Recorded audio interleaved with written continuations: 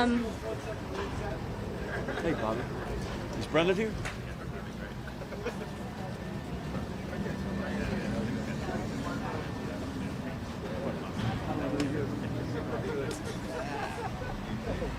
Okay, you ready? All right. All right, is everyone ready?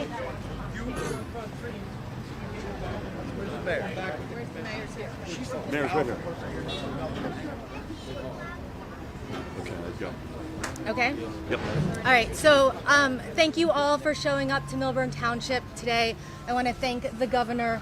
Thank you for coming here. I also just want to thank our entire community. Yesterday, we've never seen, this storm was devastating to so many residents and business owners. We've never seen anything like it. It's been worse than all the past storms. And the entire community came out, the children, the sports, everybody came out. People were shoveling dirt and helping all the businesses, and we just live in such a great town. And thank you, Governor, for showing up today, and for Malinowski for showing up, Congressman, as well. And thank you for being here. Tara, thank you. For those of you who may be watching and don't have a sense of the devastation that Millburn suffered, we just went on a short tour, and you may have seen the videos from Wednesday night, and we just saw the aftermath. And like a lot of communities, sadly, Millburn is hardly alone. I've been in several already. I've spoken to dozens of mayors, and I'll be in more communities throughout the day today. But Millburn was crushed, and the downtown small business community was crushed. And that's a big reason why we're here today. So Tara, I want to thank you for outstanding leadership. We spoke on the phone in the throes of this thing, and you and your team and members of the committee who were with you have done an extraordinary job. So hats off to you. I'm honored to be joined by colleagues from our administration, Department of Transportation Commissioner Diane Gutierrez-Scacchetti. Is Joe with us? Yes. I know Joe D. Is Joe Fiordaliso? No. Okay. We've not seen Joe. CEO of the Economic Development Authority, Tim Sullivan. And with us from the DEP, quite appropriately, is the head of flood engineering, John Moyle. I also want to give County Executive Joe DiVincenzo a big shout out. Commissioner Director Wayne Richardson, I saw Len Luciano and Brendan Gill, commissioners, members of, as I say, the Township Committee, Governor Dick Cody, Assemblyman John McKeon, Congressman Tom Malinowski, and Frank McGehee is here from Maplewood, which I know also got clobbered. My chair, Annette Romano, is with us, and many, many others. I welcome them all. As I said a minute ago, many of you have likely seen the footage of the tremendous, tremendous flooding here in Millburn and what they experienced Wednesday night.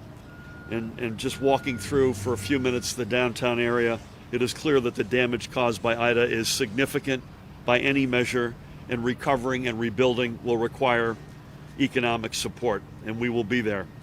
I have spoken with both President Biden and FEMA Administrator Deanne Criswell to request emergency funding. In fact, we have already received the first step in that, which is the emergency declaration. That means we get equipment.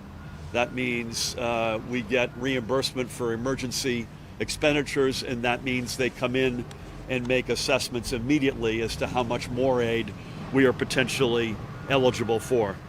And part of the reason we're here today, with the help of the New Jersey Economic Development Authority, we have a plan in place to assist our small businesses as quickly as possible. So this is immediate and separate and apart from whatever the feds end up doing. So specifically today, I'm announcing $10 million in grants that we're making available through the New Jersey Economic Development Authority for small businesses affected by Tropical Storm Ida. If you've been crushed and you can prove it, you're eligible. And these are grants anywhere, Tim, I believe, from $1,000 up to $5,000 per business. We recognize that right now, regardless of what funding we might get down the road, our small business owners are still in the process of pumping out water, cleaning up, and taking stock. And as you do this, please take time to document the damage with photographs, receipts from vendors who are assisting with the cleanup, whatever evidence you have, both for your own insurance purposes as well as for accessing our grants. Help is coming. I know this is the absolute thing that you all needed in the small business community, probably any of us needed after a year and a half of long struggle against a pandemic. But we are in this with you, and we will stay in this with you. And Tim is here to fill in some of the details on the grants in just a few minutes. I also, as I mentioned already, in our communications with both the president and with the FEMA administrator, and as well as with many other members of FEMA, we have requested additional and emergency funding for homeowners, individuals, and families to help us support New Jerseyans who have been affected by this tropical storm in all manner of ways. Our conversations have been reassuring, and we are looking forward to utilizing full federal support. I'll pass this microphone over to Tim in just a minute, but a couple of other quick storm announcements. I mentioned this on television this morning, but with the heaviest of hearts, I'm saddened to report an additional 2 fatalities as a result of this tropical storm. That brings our statewide total right now to 25 losses of life. In the interest of protecting the individuals and their families, and please keep them all, their memories and their families in your prayers, we will be releasing at some point shortly today a list of where these fatalities occurred by municipality. Again, our thoughts and prayers are with the families, and we pray for the memories of those lost. Overwhelmingly, folks lost, if not entirely, to flooding. No fatalities, thank God, related to any of the tornadoes that touched down in South Jersey. And we have at least 6 persons missing right now in the state, and I say at least, that is to the best of our abilities to calculate that. We will also likely be releasing the municipal data as to where they're missing from. This was a deadly and dangerous storm, and we continue to face its after effects. Our first responders have done a tremendous job, and I want to give them a huge shout out, rescuing people from incredibly dangerous situations, and we are very grateful for their heroic efforts. I just heard one story by a committee woman here today. I was in 2 communities yesterday, each of whom the first responders had rescued in each community 200 or more persons. So as awful as this loss of life is, and every loss is awful, this could have been so much worse but for those heroic efforts. But to make their jobs as safe as possible, I urge anyone who is in an area where flooding still persists, and it does, to please stay off the roads. Many motorists have been caught by surprise at the depth of the water on a road that they thought they knew, not to mention the swiftness of the current. You can easily be swept away or trapped, and sadly we have many examples of just that. And the risk of loss of life is very real. So please use common sense and stay safe. It is only appropriate as I give you an update regarding power outages that the President of the Board of Public Utilities, Joe Fiordaliso, has just joined us. As I shared yesterday, at the peak, 92,651 customers were without power. Today, that number as of this morning is down to 11,918.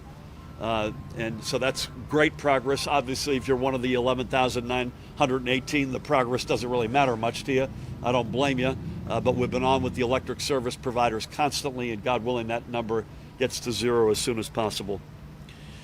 The damage from this tropical storm led to multiple disruptions to mass transit and road closures due to downed power lines and trees and other reasons. And Diane and Joe will give us further details on their efforts to return to service. I want to reiterate that staying safe and being cautious in these situations is the most important and helpful thing you can do for your community. The fewer individuals we have on the road, the easier it is for our emergency personnel to travel, and the less likely it is that you will need to be rescued. As we continue to contend with the reality of climate change, it is no surprise that these storms are happening with greater frequency and greater intensity. This conversation is one that we will continue having, probably for the rest of our lives. But the unfortunate reality is that sudden and intense rainfall is exactly one of the circumstances that New Jersey's climate scientists have predicted. While New Jersey has a lot more work to do on climate resilience, as does the nation, as the president spoke to yesterday, and in our case, including enhancing our stormwater infrastructure, we have not stood still, only awaiting federal money, whether it be from FEMA or, please God, from an infrastructure bill out of Congress with a lot of climate resiliency programs within it. Some of the steps that we've already taken, including $1.5 billion of investments in water infrastructure in the past 3 years, including stormwater infrastructure, with another $1 billion to come in the next year. We have also invested $22 million new dollars in the latest fiscal 2022 budget for flood resilience projects. We've ordered DEP to launch needed changes to flood zone rules that will better protect people, property, and infrastructure. And we have made it possible for local governments who desire improved stormwater management to establish stormwater utilities, and those are among several other initiatives. So that's really good progress, but it's quite clear we have a lot more work to do. As a couple of us were saying, I quote that great philosopher from the movie Jaws, we need a bigger boat. That's pretty clear.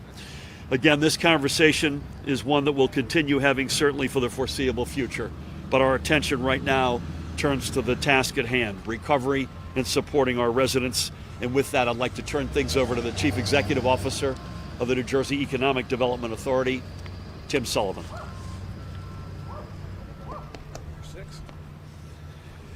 Good morning. Thank you, Governor. I'll be brief and just want to add to what the Governor just said about the important announcement about the $10 million grant fund.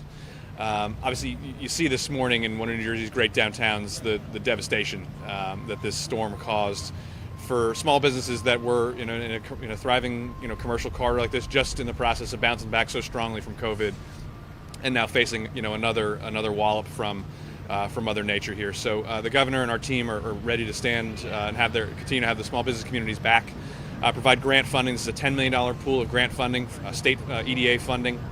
This is in advance of whatever the feds will hopefully do via FEMA and the SBA and other things. This is obviously in addition to whatever insurance will play a role in small businesses coming back from this storm. We'll have the final details next week, but it's grants of up to $5,000. It'll be a pretty streamlined application process. We've for better or for worse, learned a lot about how to run pretty efficient grant programs for small business during this tragedy the last 18 months. We'll have this money on the street as fast as we can, because we know that insurance and federal programs are well-meaning, but they can take time. And small businesses, we heard it several times up and down the street today, they need help right now. And so the Governor and our team are snapping into action as fast as we can. We've seen, and you heard it this morning, and you can see it up and down the street here and all across the state. One of the things we've seen so often the last 18 months is New Jersey's small business community is resilient as hell. And you see it in folks already getting to work, cleaning up, rebuilding, getting back to work this morning, just 36 hours after this tragedy.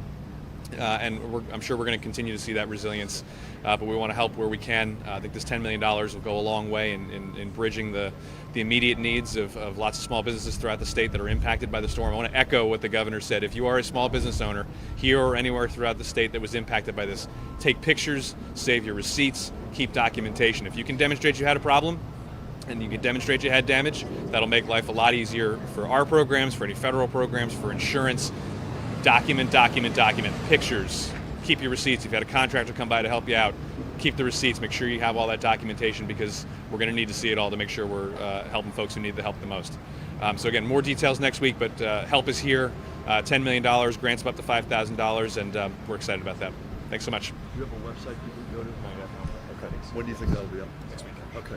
So Tim will get this thing going by next week, and we'll have a website, and we'll shout that out loud and clear to anybody who is eligible. And if you do the math and you think the average grant is $3,000, this is going to impact a lot of small businesses like the ones right here in Milburn. So thank you, Tim. Please help me welcome the Commissioner of the Department of Transportation, Diane Gutierrez-Scicchetti, for an update. Diane? Thank you, Governor. Good morning, and certainly I share the Governor's words. Just so sad to see the devastation that has occurred here as the result of this tropical storm. From a Department of Transportation perspective, it's important to know that the interstates are all open and running smoothly. As far as the state highway system goes, our state highways are open with pockets of flooding where they will be closed. So I would suggest that New Jersey DOT Twitter account is a great place for you to go to look on the status of the various highways throughout the state. There are too many for me to mention right now. If there's a specific question, you're certainly welcome to call the DOT at my office, and we will certainly provide guidance. We do that as often as we can for as many as we can. We have now over 20 damage assessments that are being conducted. That means that where water has receded, we're seeing sinkholes, we're seeing pavement that has washed away, we're seeing roadway that is buckled, and we are in the process of working 24/7 to get that repaired so the system is fully available to our residents and travelers. As far as New Jersey Transit goes, New Jersey Transit trains are running with the exception of Gladstone, Pascack Valley, and the Raritan Valley line. We expect Gladstone to come back up hopefully this afternoon. Again, we will continue to have delays. Amtrak is having some switching issues on the Northeast Corridor that they're dealing with. We're working together, as we should, to make sure that we can move people to the places they have to go. Bus service, again, is running.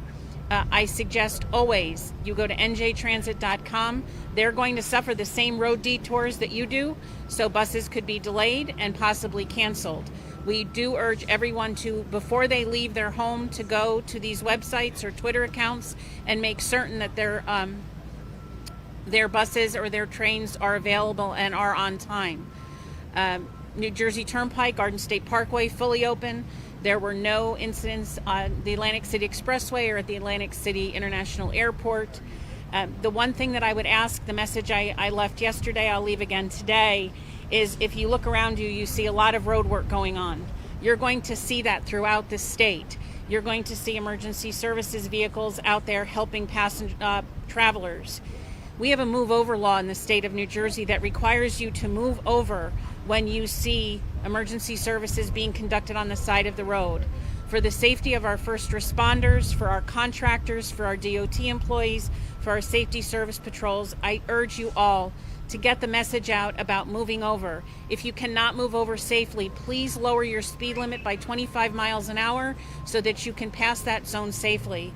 We have had an inordinate number of losses of emergency responders in this country over the last 7 or 8 months. We would like not to have to add to that number in New Jersey. The way we get that message out is through all of you. So again, please urge all of our motorists to move over. Please drive attentively, drive with respect, and make certain that if you have any issues, we're always available at the DOT. We've been working 24/7 since Wednesday. We'll continue to do so, or you reach out to our partners at New Jersey Transit. Gov, thanks very much. Thank you, Diane. Well done. Thank you.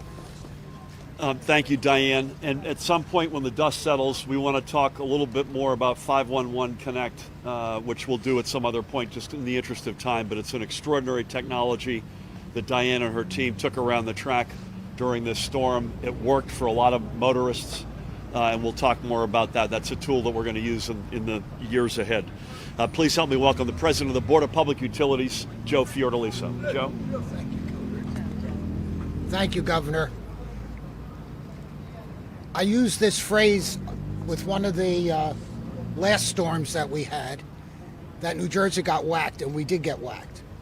And North Jersey, the area we're in right now, is an area that had a water problem, as we can see. South Jersey, there were tornadoes, and it was a wind problem. So there were power outages. Here in Essex, there are some towns that had underground problems, and public service is working diligently to correct those problems right now. So we still have statewide approximately 12,000 customers without service. The number could have been a lot higher. And of course, we're sympathetic for those who don't have power. But please, exercise some patience until the utility companies can get out there and restore power in a safe manner. Down South Jersey, it was difficult with the tornadoes because of the winds. And you don't want to send anybody up in a bucket truck when you have 50, 60 mile an hour winds going through. It's dangerous. I am happy to report, though, that many of the infrastructure enhancements we made over the years held up. None of our substations were flooded. And that's what happened in Sandy. And that's why we were without power for so long. But none of them flooded this time. So the enhancements are working. And I have to mention this before I hand it back to the governor.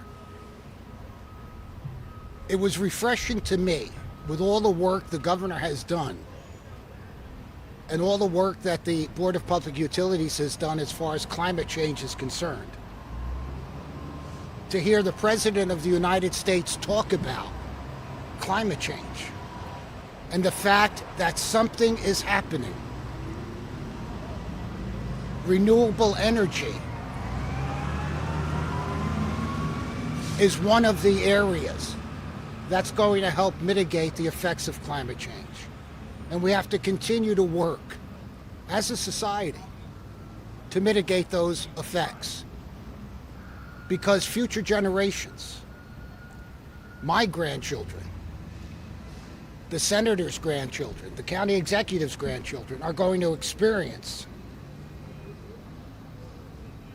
the dire effects of climate change. So let's work together, because we're in this together. I want to thank you for your attention. Thank you. Good job. 10-10 wins just bit the dust here. You good? I don't mean that literally. I'm a big fan of 10-10 wins. Yeah. Don't do that as a soundbite. I didn't mean that way. One of my favorite stations. Thank you, Joe. And your comments at the end are well taken. It's quite clear, even though we've made a lot of progress. I think, Joe, if this storm had happened 3 to 5 years ago, outages would have been 300,000 to 500,000 would be my guess, based on lack of substation infrastructure and protection. So we've made progress on that stormwater, but it's quite clear our state and our nation does not have the infrastructure to meet this moment and to meet the future as it relates to these storms, which are more frequent and more intense, and rain and heavy rain above expectation, even for the experts, is a consistent theme. Speaking of which, to say a few brief words representing the Department of Environmental Protection, he's the Director of the Division of Dam Safety and Flood Engineering. Please help me welcome John Moyle. John, thank you. Thank you, Governor. I'm here to represent Commissioner LaTourette today, and he wanted to make sure that all the communities in New Jersey that were impacted by this flood, they have the support of the department to provide any relief or needs that the communities may have. As many may know, in this Rahway River Basin, the U.S. Army Corps of Engineers recently was authorized to continue the flood risk reduction feasibility study, and New Jersey DEP is committed to making sure that study advances, and we are working with all the communities along the Rahway River to make sure that we can find a solution to the flooding problem here along the Rahway, as well as other studies we're doing with the Army Corps of Engineers throughout the state. The department has worked 24/7 over the last couple of days, monitoring our water supply, wastewater, and our dams throughout the state, and they're committed to working with our operators to making sure that these facilities are back up operational and presenting any issues to the residents of the state of New Jersey. So I'd like to close and indicate that the department recognizes that climate resilience is an issue, and we have a toolkit, Resilience NJ, for New Jersey communities. The department is willing to work with those communities to make sure that we prepare as we advance through the future, that knowing that these rainstorm events are going to be more frequent, more extreme, as we've seen during this event. So the commissioner wanted to make sure that any community that needs any help, that they come reach out to the department, and we'll come and support the community as much as we can. Thank you. Thank you, John. Appreciate it. Thank you very much for that. Diane wanted me to mention that the Department of Transportation has grants available for street activities, cleanup at both the county level and the municipal level. What is there a good website? It's a local aid, our local aid and economic development link on the DOT website. That doesn't exactly roll off the tongue, but no, but the counties and municipalities are well aware of going to NJDOT website to get those applications for grants to do street repair, streetscape repair. They're available, and we will certainly prioritize those, Governor, with your office. Thank you, Diane. Apologies for not mentioning that earlier. We've got a phalanx of elected officials with us today. You heard from Millburn's great mayor, Tara Pulpus. I want to ask three more to come up and just say a couple of brief words. No county runs better than Essex County, and it begins with the boss. Please help me welcome the county executive, Joe DiVincenzo. Joe?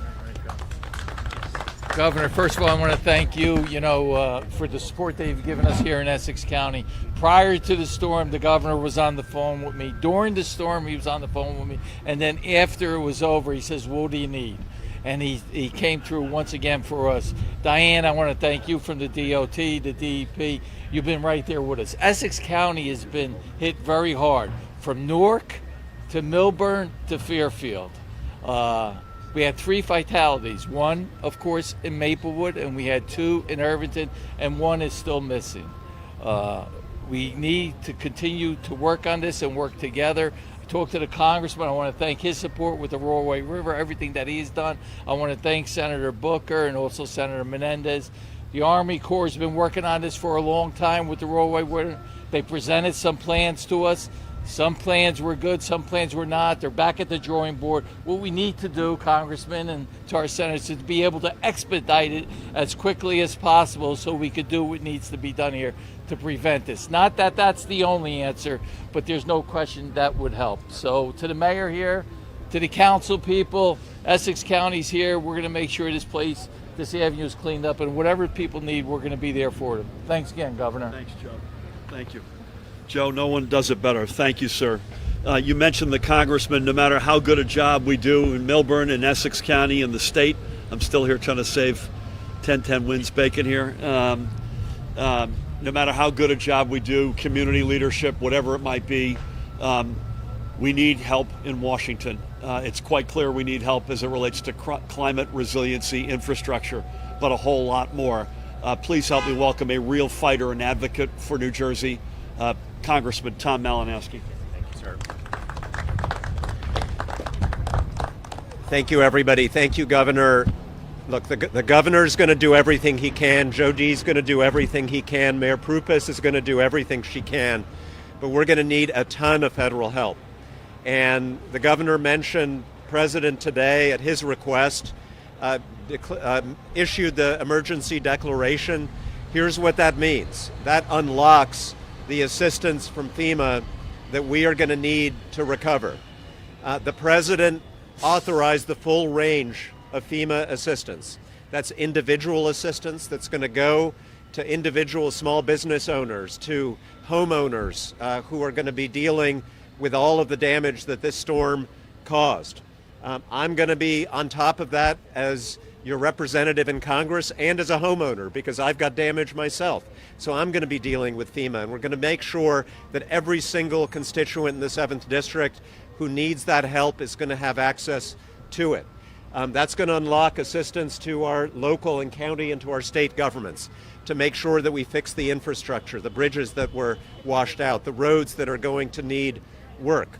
And we're going to need more funding to make sure that all of this is paid for. So I'm going to be working in the House with our senators, with Senator Menendez and Booker, to try to make sure that we get supplemental funding to get the job done. Others mentioned resiliency. The infrastructure bill, the bipartisan bill, provides more than $50 billion in climate resiliency investment, exactly for the kinds of projects that we've been waiting for 20 years for, including the Rollway River project. That's incredibly important, but don't let anybody tell you that that's going to be enough, because here's the hard truth. The climate resiliency investments that we are making now, the flood prevention investments that we are making now, are going to be completely useless 20 years from now if we continue to allow the warming of the planet. That is a short-term necessary stopgap. If we do not start now making the transition from fossil fuels to clean energy, every single dike that we build right now to keep the waters at bay is going to be overcome before too long. And so my main message to my colleagues in Congress, and there's tremendous political resistance to this, but also a huge political opportunity this year with President Biden's Build Back Better agenda, is that this is the year for the United States to become the world leader in moving from fossil fuels to clean energy.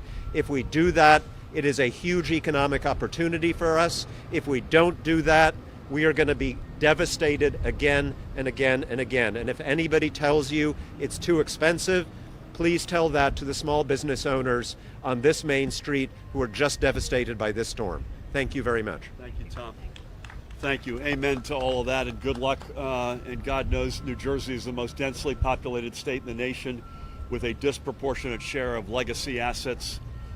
We are a disproportionate winner from any infrastructure bill, so thank you for your leadership. Again, we have a lot of elected officials here today, but we're going to round out with Governor Dick Cody, who is part of the extraordinary Legislative District 27 team. Assemblyman John McKeon is also with us today. Mila Jacey is not. Keep her and her family in your prayers. But Governor Cody, I've known for as long as I've known anybody in this arena, and it's an honor to have him with us today. Please help me welcome Governor Dick Cody. Thank you, Governor. By the way, when I was governor, I had a flood. It was nothing like this. Blizzards, oil spills. Yesterday at 7 a.m., I was in a car with my wife going to an appointment, and the parkway was closed. Now, I was able to navigate getting there where we were going, but I can assure you, on the way back, the parkway was open, and there was cars lined up on every side, as Diane will tell you. They were abandoned cars. Never seen anything like that in my life, and hope to hell we'll never see anything like this again. But to the governor and everybody else who have been working around the clock, God love you. Nobody could be prepared for something like this, ever. Just those dresses over there tells the story, all you need to know about this storm and its effect on that business person.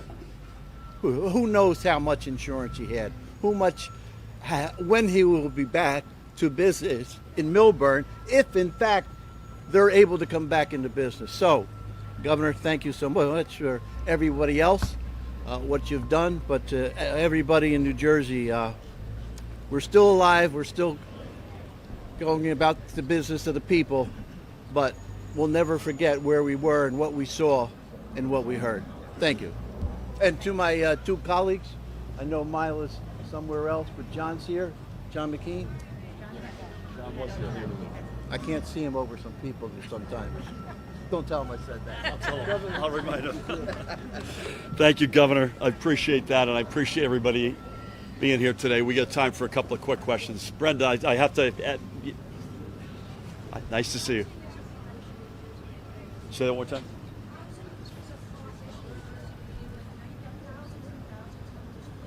Yeah.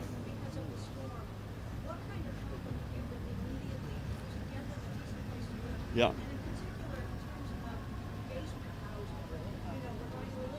Yep. Tragically.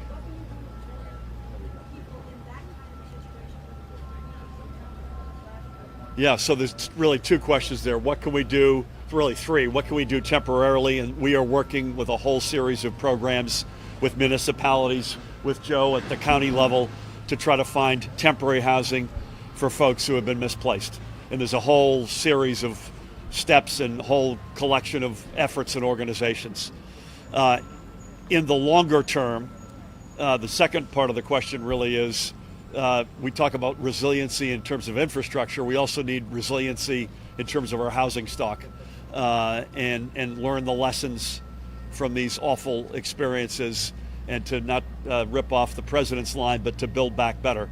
And as you rightfully pointed out, we already had an acute affordable housing challenge and lack of supply in terms of housing challenge in New Jersey to begin with. So that's got to be part of our longer term planning.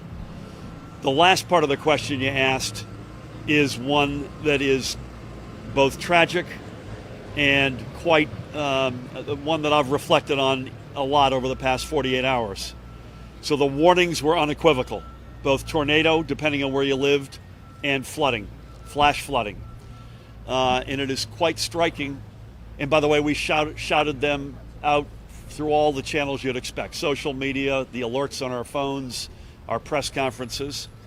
It is striking, and I'm sure the good Lord and luck had something to do with it. but there was no loss of life from the tornadoes. And I spoke to many families, some of whose houses were destroyed and some of whom were untouched. But in every case, I said, what did you do? And they said, we went to the basement immediately. And this includes a husband, a wife, and 2 little girls who literally, with the husband over the mom and the mom over the girls, came out unscathed, other than they're shocked as a mental health reality. And yet we have 25 losses of life, overwhelmingly due to water, either directly or indirectly, including folks in basement apartments, bless their souls, folks who thought they could drive through a ravine. And again, we had hundreds, if not thousands, probably many thousands of people who were rescued. Thank God. This could have been a lot worse. But I think it's incumbent on all of us, members of the media, certainly in government at all levels, to make sure folks realize that rain is increasingly, and heavy rains are increasingly, the central element of these storms, and that water can kill you. That you've got to treat that with the same amount of respect as we do a tornado. Thank you. Anyone else, real quick, please?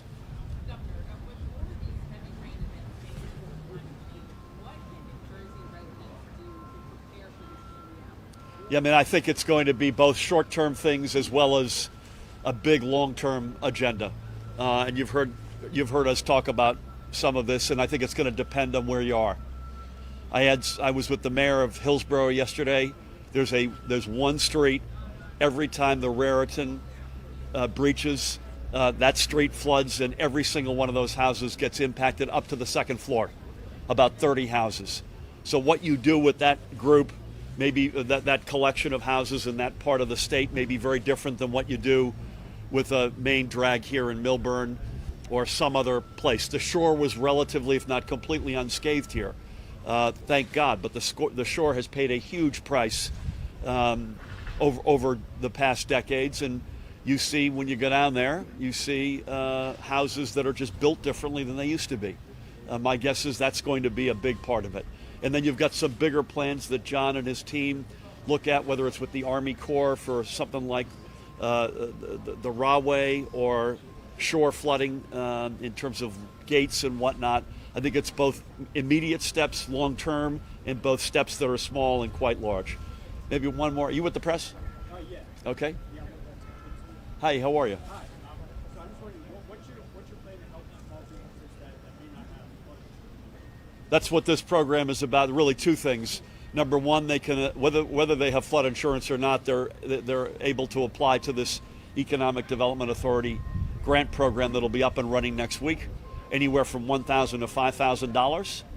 And the hope separately is that we not just get the emergency declaration from FEMA, which is a great, huge first step, but that we get that second one, which is a major disaster declaration. And in that, there will be lots of opportunities for both homeowners, and either directly through that or the Small Business Association, support for small businesses beyond whatever their insurance is covering them. Please.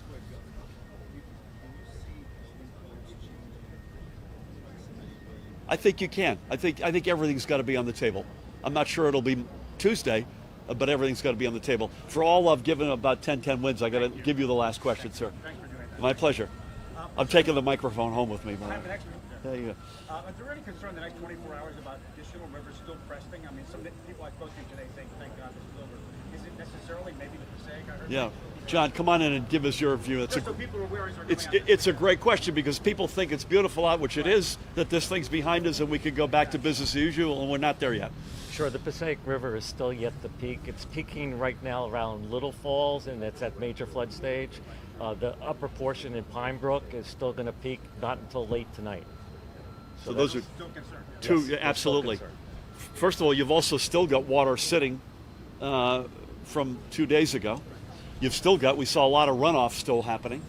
And then you've got a couple of places where we're still yet to crest. So on behalf of everybody here, especially Mayor Tara Pulpus, the county executive, the legislators, the commissioners, members of town committee, to each and every one of them, members of our cabinet, folks, hang in there. This road may be long to recovery, but we will be there by your side every step of the way. and we will get there. This is Jersey after all. God bless you all. Thank you.